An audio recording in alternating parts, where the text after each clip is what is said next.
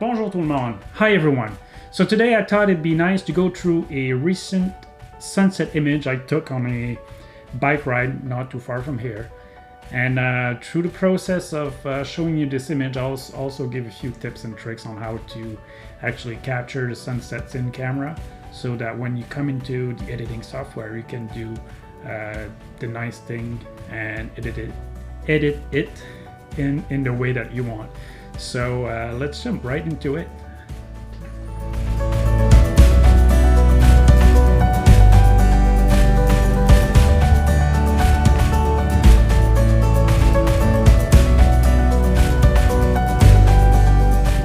Okay, as you can see, this is the resulting image that I made with this sunset. So I'll go through the process. I'm not going to replicate exactly this image. I do like this image, but I like the high contrast, dark shadows, so it might not be for everyone. So we'll do a slight different edit, but it'll be along the same lines as this.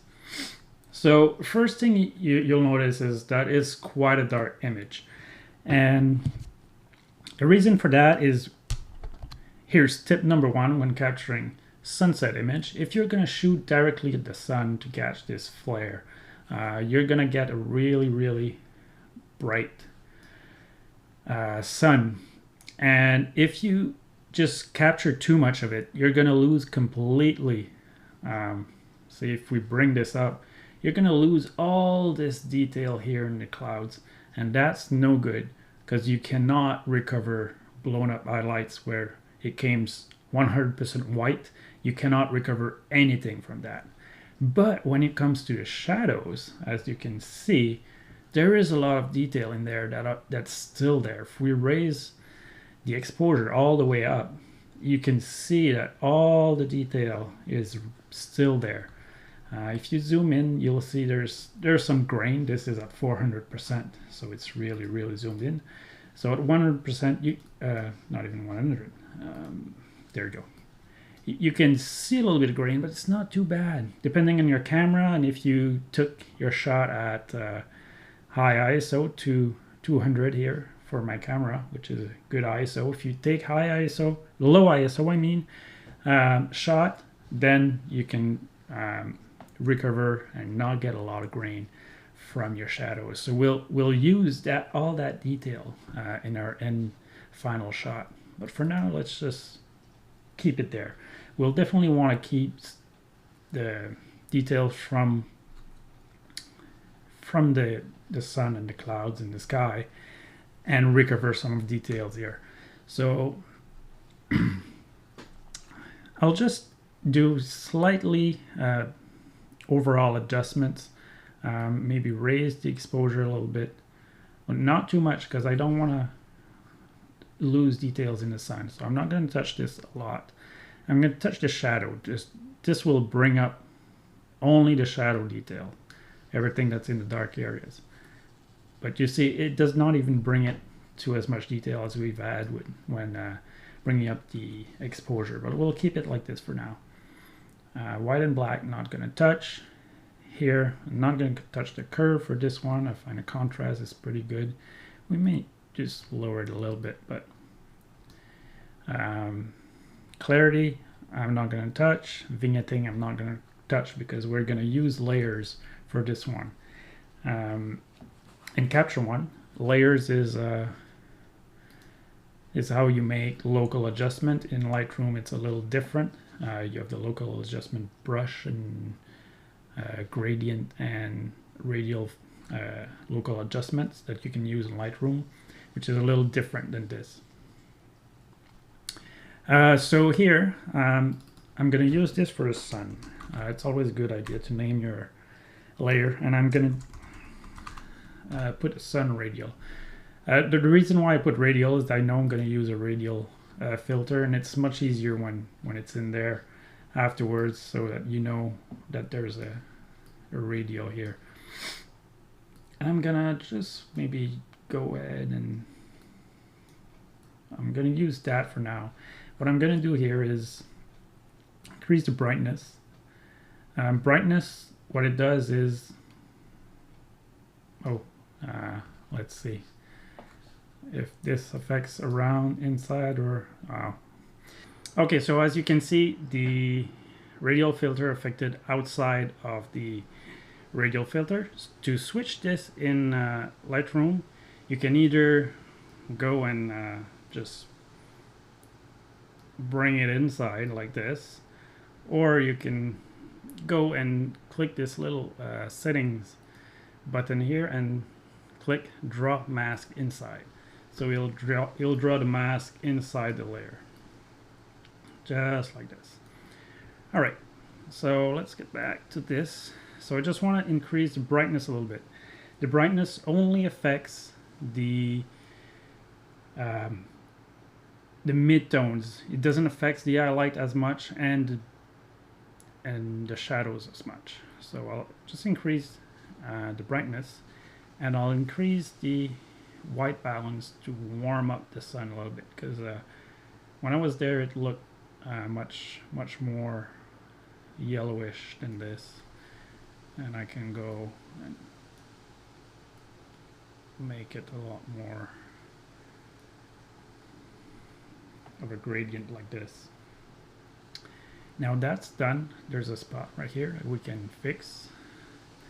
Let's do this right now because it's a little bit, it's bugging me a little bit there.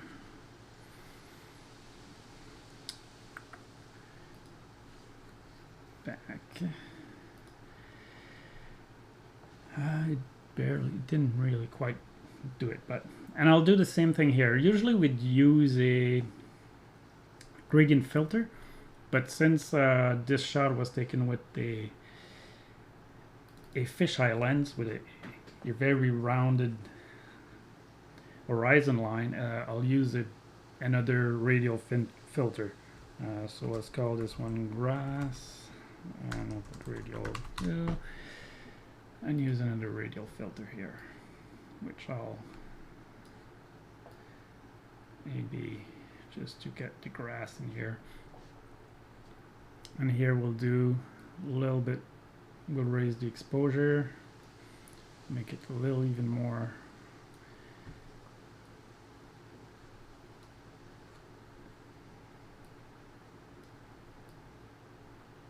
That'll also brighten up the sun a little bit because it's still in a radial too, and this will kind of make a vignette around our image, so we don't need to worry about that too much.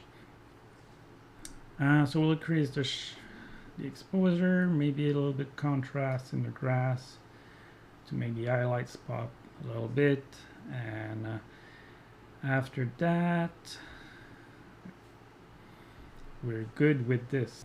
All right, so the final steps to complete this image will be just to adjust the color so that we get the really good sunset color. So we'll go on the background layer, which is the whole image and not just the radial, the adjustment that we made.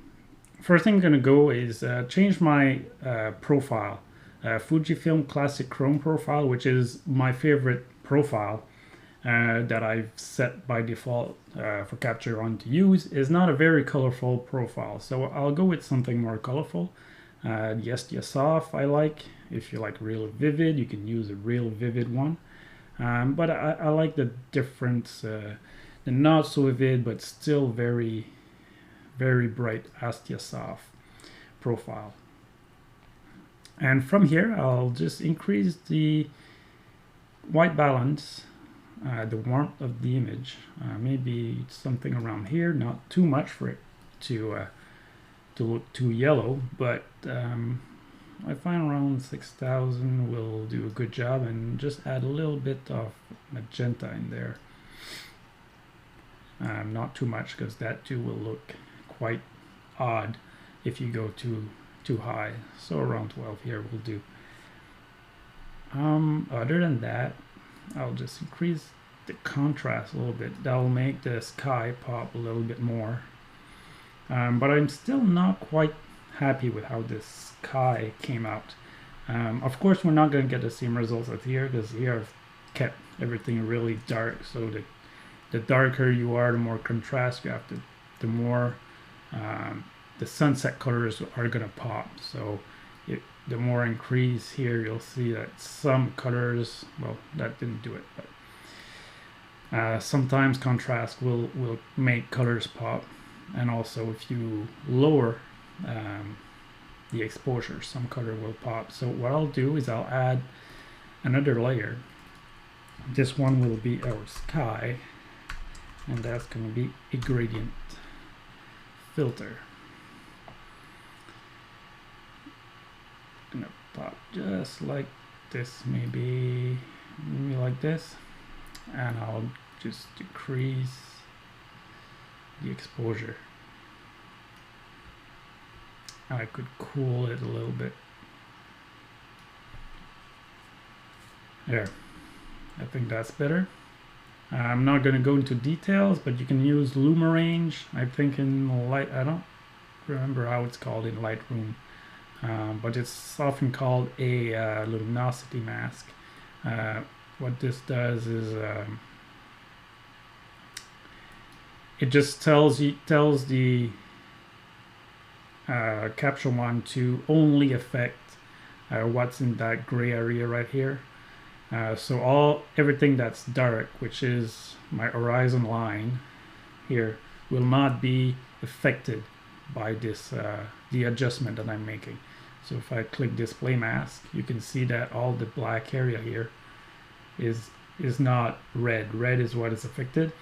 You see that everything that's there is not affected. So I'll click apply. And maybe move this a little bit, and there you go. If you want a little bit more orangey to the sun, you can go in here and maybe adjust the temperature of this mask, raise it a little bit more, not too much. You don't want things to look too fake. But as you remember seeing it, see the and decrease exposure a little bit, and there we go.